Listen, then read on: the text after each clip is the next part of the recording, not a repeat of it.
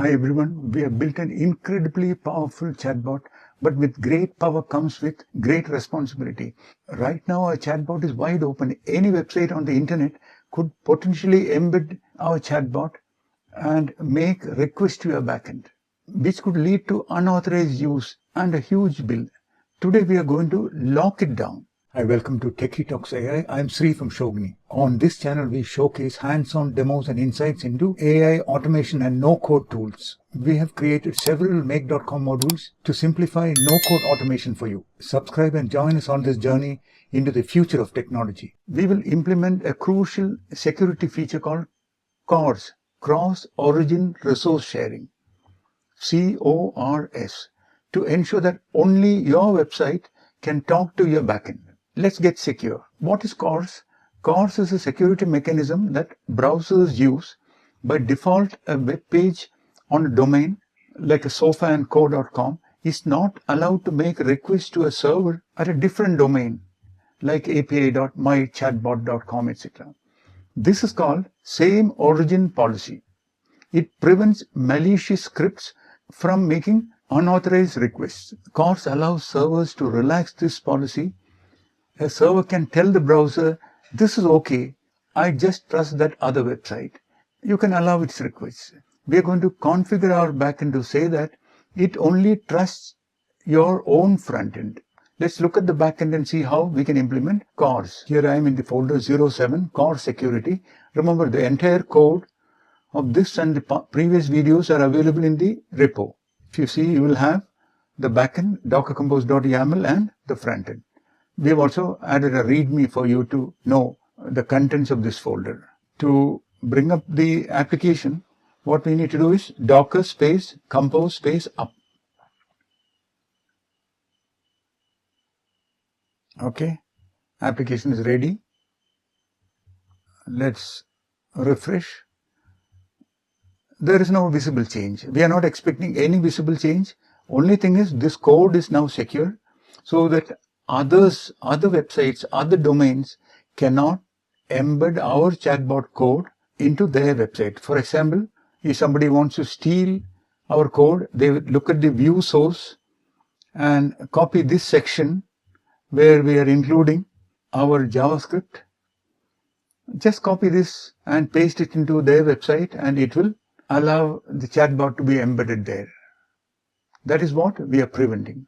So this is the folder. And in the app, we have the main. Here we are defining a variable origins, which is a list. And there we will add the domain names that are allowed to talk to our chatbot's backend. That is it. After that, this list we place here,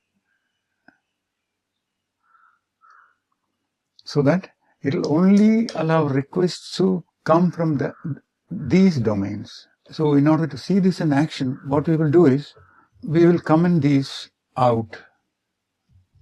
Okay, and let's restart our application. Let me refresh. Yes, it seems to be working. Is it working? Let's see. Can you add 2 and 3? See, I am having trouble connecting. Please check your internet connection again. And if you view inspect, if you see failed to load resource, the server responded, access to fetch this localhost colon 8001 has been blocked,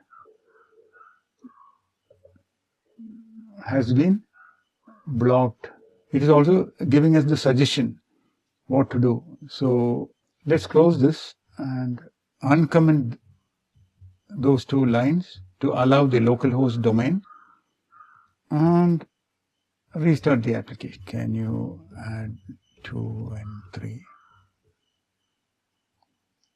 See, the error is gone. Okay, so that is how we include. So this variable fast API app add middleware is what is including the allowed origin. That is it. No other change in the script. Security is not an afterthought. It is a critical part of building any application. By changing just a few lines of code, we have made our chatbot significantly more secure.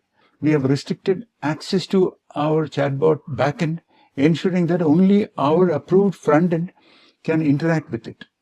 In the next lesson, we will add another layer of security, implementing session-based token security. See you there. Thanks for watching. Please like, share and subscribe. Your support really helps. Have ideas or suggestions? Drop them in the comments. Let's build together. At Shogini, we offer expert NoCodeMake.com and Python AI automation consulting with ready-to-use modules to jumpstart your projects. Stay tuned and subscribe for more.